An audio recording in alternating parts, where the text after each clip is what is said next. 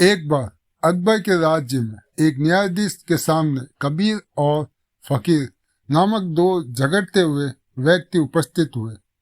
कबीर ने फकीर पर कीमती चीज चुराने का आरोप लगाया था, जबकि फकीर ने इससे इनकार किया था। इस पर अकबर ने कबीर से पूछा कि उन्हें कैसे पता चला कि फकीर ने उनका कीमती सामान चुराया। कबीर ने उत्तर दिया, महाराज, मैंने अपनी आंखों से फकीर को मेरी मैच की दराज से कीमती सामान लेते देखा है। उसे कहे कि वह गर्म लोहे पकड़ कर बताए कि उन्होंने चोरी नहीं किया। यदि वह सच कह रहा है तो ऊपर वाला उसकी रक्षा करेगा। अब अकबर साहब मुश्किल में पड़ गए। भला ही उन्हें यह एहसास हो गया था कि शायद फकीर ने चोरी नहीं की है, लेकिन अकबर को समस्या का हल करने का कोई तरीका नहीं मिल रहा था। उन्होंने दोनों आदमियों को एक दिन बाद फिर से आने का कहकर घर भेज दिया। शाम को अकबर ने जाकर बीरबल से एक उपाय पूछा। अगले दिन जैसे ही अदालत शुरू हुई, दोनों आदमी अकबर के सामने पेश हुए। अब अकबर ने कहा, हाँ, मैं कबीर की बात से सहमत हूँ। फकीर को अवश्य ही गर्म लोहे की परीक्षा देनी चाहिए। अगर वह सच बोल रहा है तो ऊपर वाला उसकी रक्षा करेगा। यह सुनकर फकीर ने विरोध करना शुरू कर दिया कि ये कितना अनिश्चित है, और कबीर खुश हो गया। अकबर ने आगे कहा, कबीर, मैं चाहता हूं कि आप अपने नंगे हाथ से गर्म लोहा लेकर फकीर को दे, क्योंकि आप सच कह रहे हैं, ऊपर वाला आपकी रक्षा करेगा।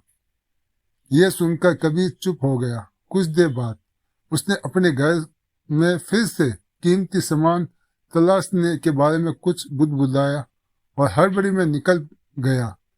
फकीर ने अकबर को मुसीबत से बचाने के लिए धन्यवाद किया। दूसरी कहानी अकबर की। सर्दी के मौसम में बादशाह अकबर के राज्य में कड़ाके की ठंड थी, जबकि अकबर बीरबल एक तालाब से गुजर रहे थे तो उन्होंने देखा कि तालाब जम गया है।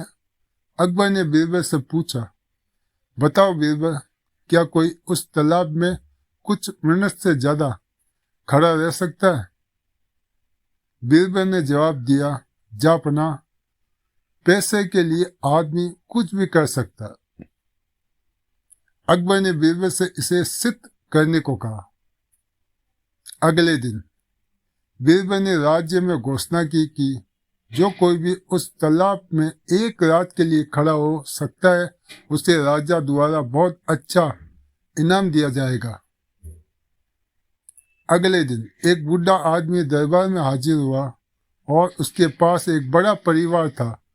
बूढ़े व्यक्ति ने अकबर से तालाब के अंदर खड़ा होकर रात बिताने की अनुमति मांगी ताकि बादशाह द्वारा उसे पुरस्कृत किया जा सके। अकबर राजी हो गया। सारे इंतजाम कर लिया गया। शाम को वह आदमी तालाब के अंदर गर्दन भर पानी में जाकर खड़ा हो गया, ये सुनिश्चित करने के लिए कि बूढ़ा व्यक्ति धोखा न दे। एक पहरेदार रखा गया। अगली सुबह पहरेदार उस वृद्ध को दरबार में ले आया। सारी रात बर्फ के ठंडे पानी में रहने के कारण वह आदमी कांप रहा था। अकबर ने पूछा, ए बूढ़े आदमी, तुमने इतनी बहादुरी कैसे हासिल की? उस आदमी ने जवाब दिया, हुजूर, शुरुआत में यह बहुत कठिन था और मैंने हार मान ली, लेकिन तभी मैंने एहसास किया पानी के अंदर कुछ है। इस डर से मैं रात भर पानी में बिना हिले डुले खड़ा रह पाया और मेरी रात कट गई। इस पर अकबर ने उत्तर दिया, धोखाबाज, तुम मौत के डर से रात भर पानी में खड़े रहे, यह धोखाबाजी है। उन्होंने दरबारी से वृद्ध को ले जाने के लिए कहा। बीरबल ने बिना कुछ कहे ये सब देखा। कुछ दिनों बाद बीरबल ने बादशाह अकबर को अपने घर दावत पर बुलाया।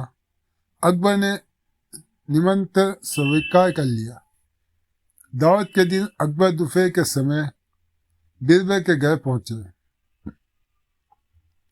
बीरबल राजा को अंदर ले गए और उन्हें बैठने के लिए एक अच्छी तरह से सजा हुआ स्थान दिया। हालांकि दोपहर के भोजन का समय बीत रहा था, लेकिन फिर भी अकबर के लिए कोई खाना नहीं आया। अकबर को भूख लगी और उसने बीरबल से पूछा, बीरबल, क्या तुम्हारा दोपहर का भोजन तैयार है? बीरबल ने उत्तर दिया, जापना, खिचड़ी पक रही है। एक बार ये हो जाने के बाद आपको मिलेगी। उसके बाद 1 घंटा बीत गया। अकबर को बहुत भूख लगी। पूछने पर बीरबल ने फिर वही उत्तर दिया। अब अकबर अपने आसान से उठे और खाने के बारे में पूछताछ करने के लिए अंदर चले आए। उन्होंने देखा कि बीरबल आग के पास बगीचे में खड़े हैं, लेकिन आग पर कोई बर्तन नहीं था। यह देखकर अकबर आश्चर्य हो उठे। उन्होंने बीरबल को डांटा, बीरबल, अगर खिचड़ी बन गई थी तो तुमने अब तक परोसा क्यों नहीं? बीरबल ने उत्तर दिया, हुजूर, ये अभी भी पक रहा है। और पास ही एक नारियल के पेड़ की चोटी की ओर इशारा किया। अकबर ने नारियल के पेड़ के ऊपर एक बर्तन बांधा देखा। अकबर गुस्से से भड़क उठे। अरे मूर्ख, क्या ये एक मजाक है? बर्तन आग से बहुत दूर है। गर्मी बर्तन तक कभी नहीं पहुंचेगी और खिचड़ी कभी नहीं पकेगी। बीरबल ने उत्तर दिया, जापना, अगर गरीब आदमी को रात भर मौत के डर के मारे पानी में खड़ा रहा तो इससे क्या हर्ज है? वो अपना वादा पूरा किया। अकबर चुप हो गया।